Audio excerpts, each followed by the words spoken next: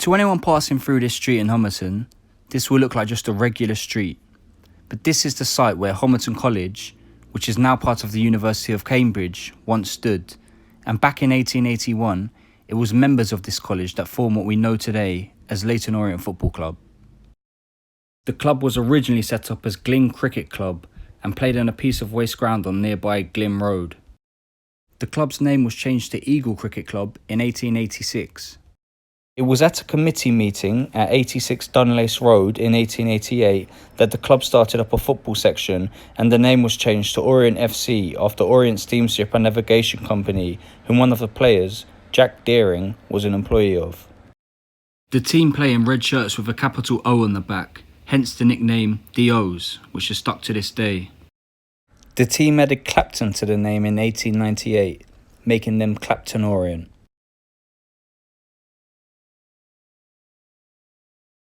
Clapton Orient moved to the Millfields Road ground in 1900.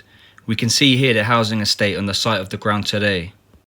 This image is the Millfields Road Stadium in the 60s. You can see the tower block opposite the stadium is still there. The O's turned professional in 1903 and were elected to the second division of the Football League in 1905. You can see in the footage Clapton Orient wearing white shirts with a red V chevron, which became an iconic kit for the O's. You can see from the footage the distinctive roof of the Millfields Road Stadium. In 1915, Clapton Orient led the line by being the first football club to enlist en masse for World War I. 3 players, Richard McFadden, George Scott and Willie Jonas, were killed in the 1916 Battle of Somme.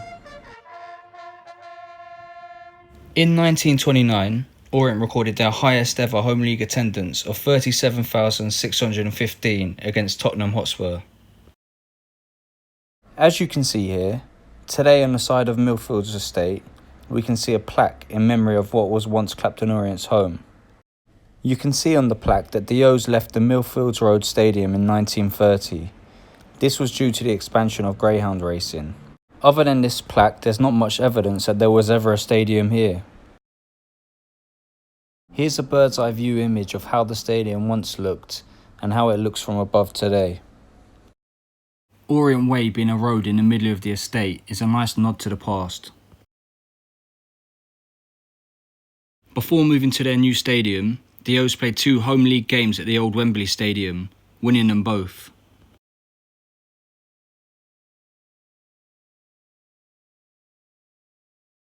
Just up the road to another Orient Way now.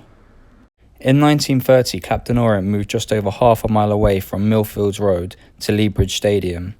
That would have been just over the other side of these train tracks, as we can see here in this picture. Let's have a closer look at the site where Lea Bridge Stadium used to stand.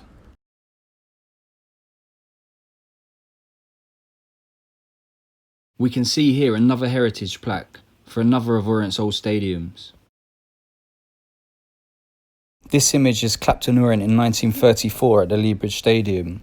By this time the kit had changed to red and white hoops. As you can see on the plaque, Clapton Orient left the Lea Bridge Road Stadium in 1937.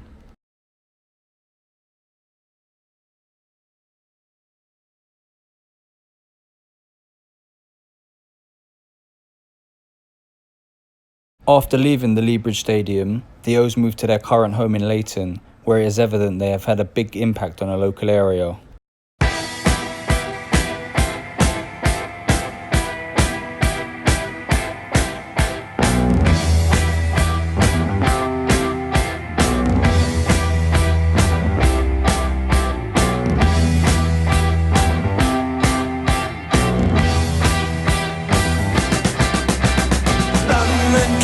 To the faraway towns, now war is declared and battle come down.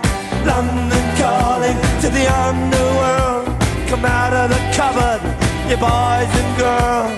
London calling, now don't look to us, phony Beatlemania has bitten the dust. London calling, see we ain't got no swing except for the rain and the truncheon thing. The ice age is coming, the sun's zooming in, meltdown expected, the wheat is going thin. engine stop on him, but I have no fear, 'cause London is drowning. Here we see the heritage Clapham Orient's current home. The stadium was originally called Osborne Road after an adjacent street, but once league football resumed after World War II in 1946, the stadium was renamed Brisbane Road, and the club's name is changed from Leyton Orient to Leyton Orient.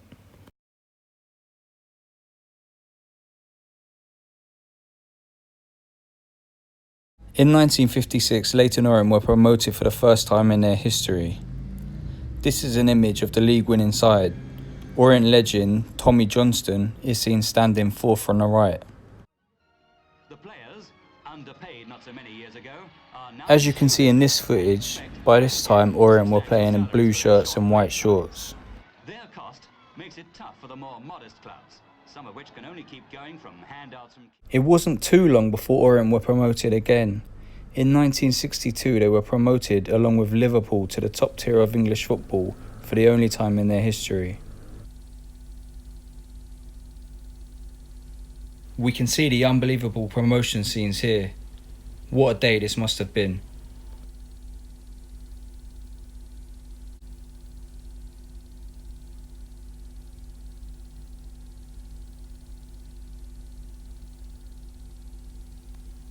The stay in the top flight didn't last long, however, with the O's relegated along with Manchester City the very next season. In 1964, the highest ever attendance at Brisbane Road is recorded at 34,345 in an FA Cup game against West Ham. In English football's most famous year, 1966, England won the World Cup, but it wasn't good times for the O's as they were relegated again. The borough of Leyton had become part of the borough of Waltham Forest, and the name Waltham Forest Orient was proposed but rejected, and the name changed simply to Orient Football Club, and the team began playing in an all-red kit. Things had started to look up for Orient, and in 1970 they were promoted as champions once again.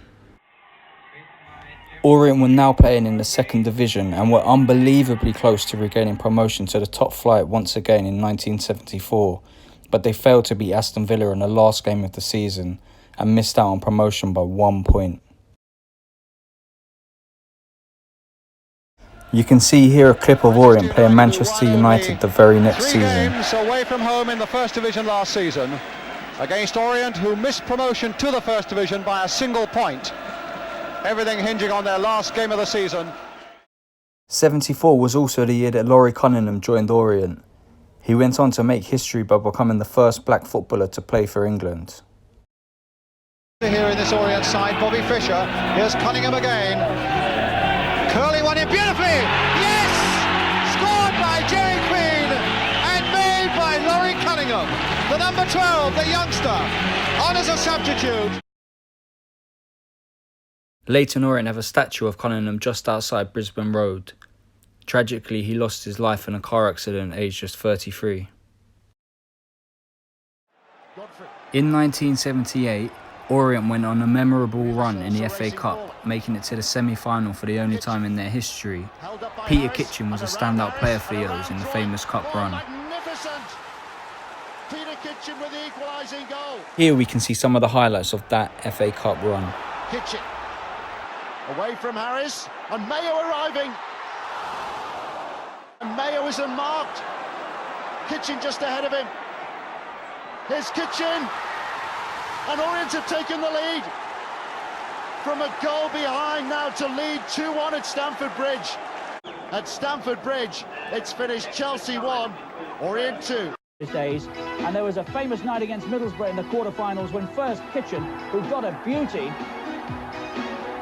and then Joe Mayo, who'd had a spell with West Bromwich, secured a 2-1 win for the O's.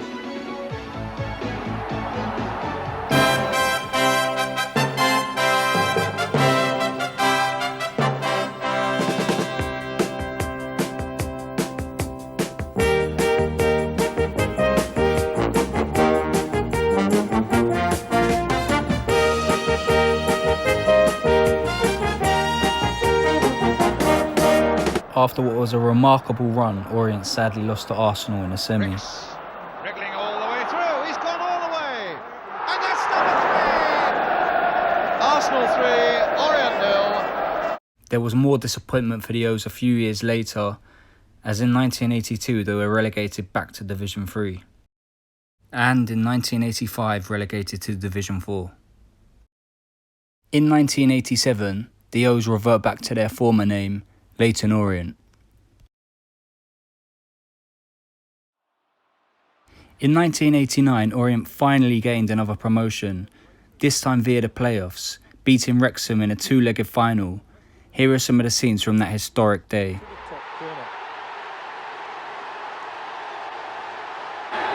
It was going to take a moment of quality to settle the argument, and Orient supplied it with just 8 minutes to go. Harvey was twice involved in the move, and it was almost nonchalant the way Mark Cooper dispatched his 6th goal in 5 games. It clinched victory and promotion. And that's it! Leyton Orient are promoted, the crowd invade the pitch. Orient back to Division 3. For Wrexham, disappointment. The crowd on the field, and seems unseen at Leyton Orient. For 19 years, the players being mobbed and in danger of getting injured. They have to hurry to the tunnel.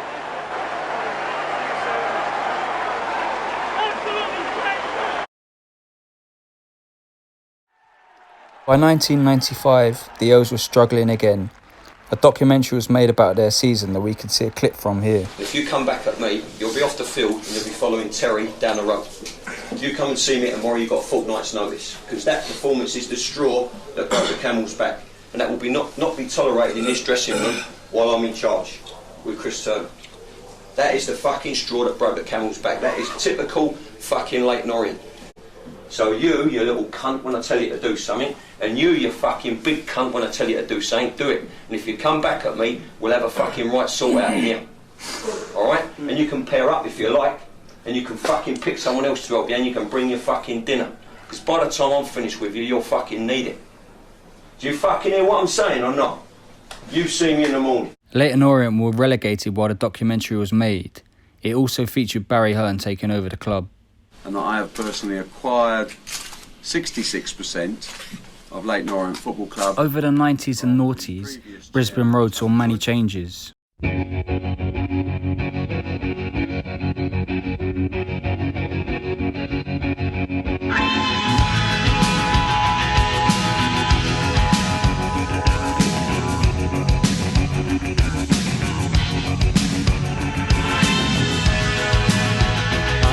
The sun and the air of a shyness that is criminally vulgar. I am son and heir of nothing in particular.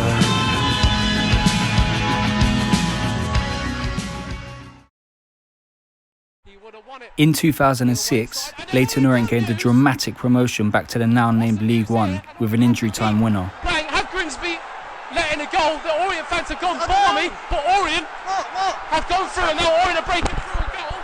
And it's going to go.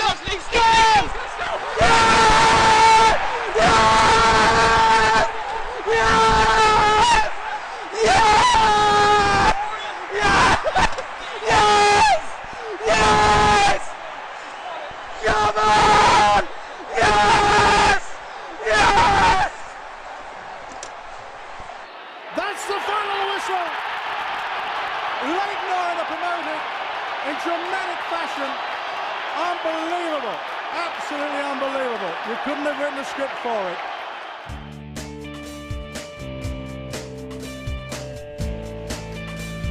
So what an incredible finale to an incredible season. Orient finishing in 3rd place behind Carlisle and Northampton to claim an automatic promotion place. In the following years, Orient remained in League One and did have some memorable moments. Tottenham striker goes all the way, and what a brilliant strike. Jonathan Tahoué, capable of anything. Tahoué! Equaliser for Leyton Orient!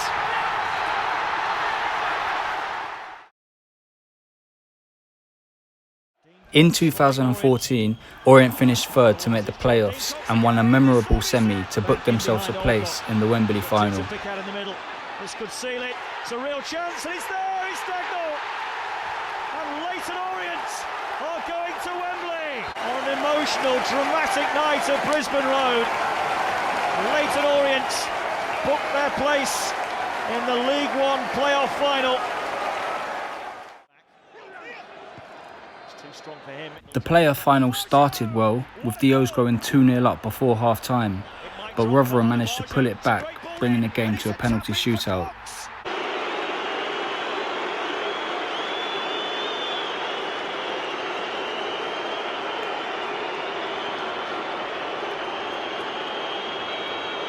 He maybe will never face a moment of greater pressure in his career. The sweetest feeling for Rotherham United! As you can see, Orient agonisingly lost the shootout to have a disappointing end to such a positive season. But if the O's thought that was bad, they wouldn't have imagined what was to happen next. And to my right, Francesco Bichetti. Today we're here to announce and to confirm the acquisition of Matchroom Sports' 90% shareholding in Leyton Orient Football Club has been acquired by Mr. Bichetti and his family interests. After the playoff final defeat, Barry Hearn sold Leyton Orient to Francesco Bichetti, and the next season they are relegated back to League Two. In 2017, the O's found themselves at the bottom of League Two and about to end their 112-year stay in the Football League. Fans stormed the pitch during a game in protest against owner Francesco Bichetti, who had taken Orient from the verge of the Championship to the verge of extinction, with unpaid tax bills, players and staff.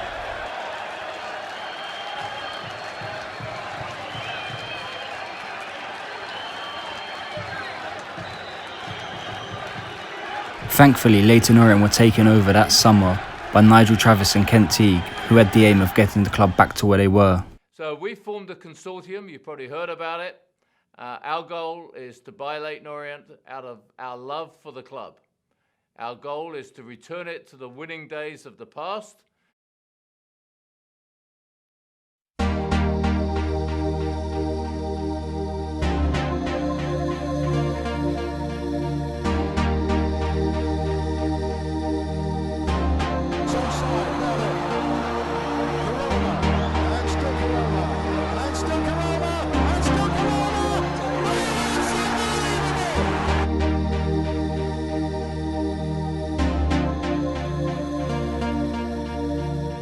In 2019, after a brilliant season, the O's sealed promotion in the last game, sparking emotional celebrations.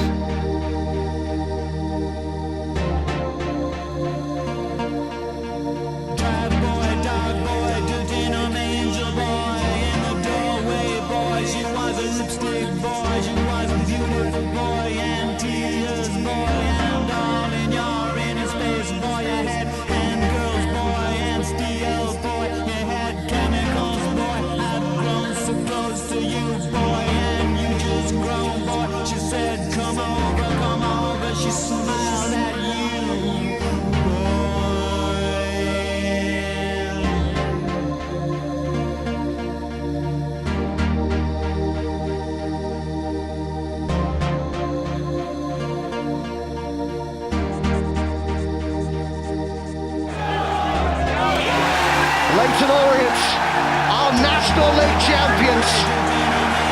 The O's are back where they feel they belong. Let the party begin in East London. Their first league title in almost half a century, and how they're going to enjoy it.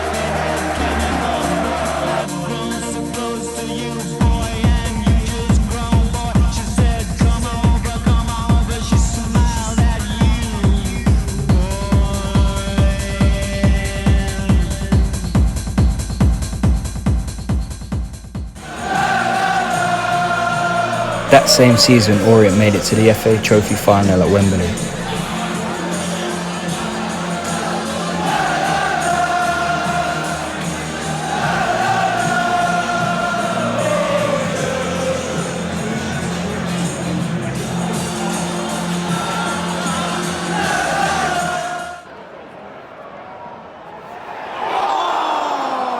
It wasn't to be Orient's day in the final, coming extremely close on a number of occasions, but ultimately losing the game 1-0. Like a normal centre forward does, hits the post. I'll tell you what, our following can't get out of the way of that. And although the O's didn't win the FA Trophy, they are on the up. And who knows where they'll go from here. Will they make it back to the Championship? Will they ever get back to the top flight of English football? Only time will tell. But we do know that they're going back to the Football League as champions.